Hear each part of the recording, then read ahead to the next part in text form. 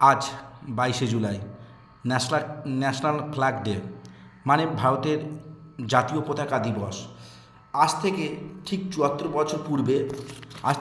বছর পূর্বে মানে 1947 সালে 22শে জুলাই ভারতবর্ষে প্রথম পতাকা দিবস পালিত হয় এবং জাতীয় জাতীয় পতাকার নাম দেওয়া হয় তিরঙ্গা।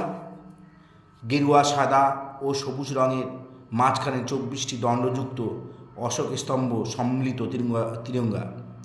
এই পতাকাটি নকশা করেছিল অন্ধ্রপ্রদেশের বাসিন্দা পিঙ্গালি ভেনকায়া। এটি মোট 6বার পরিবর্তিত হয় আমাদের দেশের জাতীয় পতাকা। প্রথমে 1986 সালে প্রথম আমাদের জাতীয় পতাকা একটা তৈরি করে ভগিনী নিবেদিতা। তার মাঝে বাংলা অক্ষরে লেখা ছিল বন্দে মাতারাম।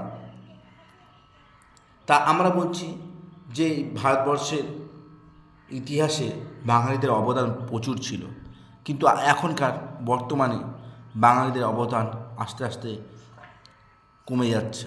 এটা কারণটা কি?